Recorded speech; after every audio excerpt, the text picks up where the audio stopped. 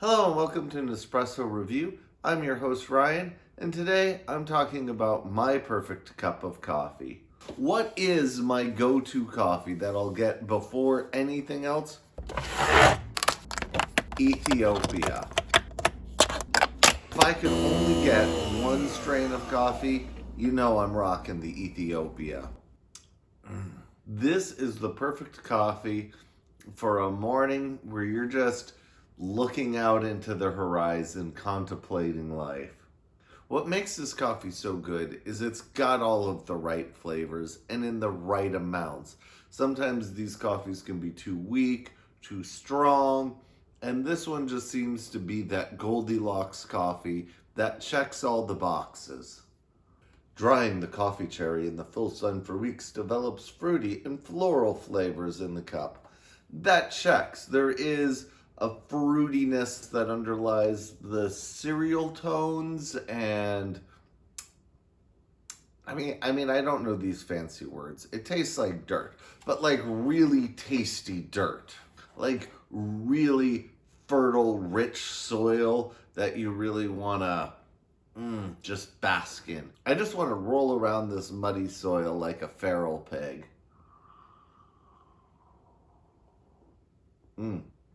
And that's it. I'm already done with the cup. It was so good, it barely even lasted me 5 minutes. I might brew another one, and I'm going to have to reorder soon. If you had one cup to get, I would recommend the Ethiopia. Ethiopian farmers have centuries of practice meticulously hand-turning the coffee cherry to ensure great quality. Nespresso ensures both men and women access training and equal opportunities to grow sustainable quality coffee. That's right, too many coffees are ruined by arrogant men or overzealous women. So this, like the flavors, has the perfect balance. Ethiopian farmers in the AAA program are most resilient to climate change thanks to the shade trees planted by Nespresso and its partners. Well, isn't that nice, Nespresso? You're planting some trees in Ethiopia. Give yourself a pat on the back. All this time we were asked to send 39 cents a day, which they said was about the cup of coffee. It's better to just buy a cup of coffee each day from Ethiopia rather than send whatever they think the equivalent of a cup of coffee a day to Ethiopia is.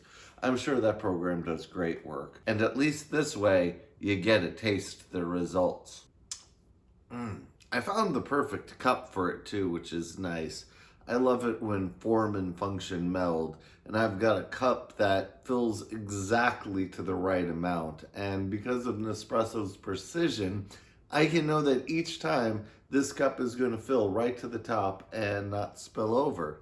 With all the Nespresso out there, you'd think it would be hard for me to pick a favorite, but when I tasted it, I knew Ethiopia was my blend. It's the perfect expression of what Nespresso can do in a slightly larger cup.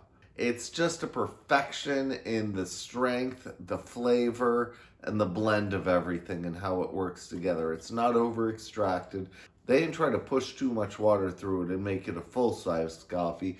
I like that at the Grand Lungo size, it's got that perfect balance of water to coffee bean that makes it not too diluted. You don't get all the nasties at the back end of the coffee. And what you just have is velvety, smooth, and delicious. I like this coffee so much, it's transcended me to other likes. I'll now look for Ethiopian chocolates and other foods. I cannot get enough of the flavor. This is good. 10 out of 10. No questions asked. This is my favorite coffee. But is there any way that we can improve it? In a special Nespresso's Reviews recipe, I'm going to give you a tip on how to make the best even better. Subscribe so you can see that and all the other tasty details on the next Nespresso Reviews. Thanks for watching and keep sipping.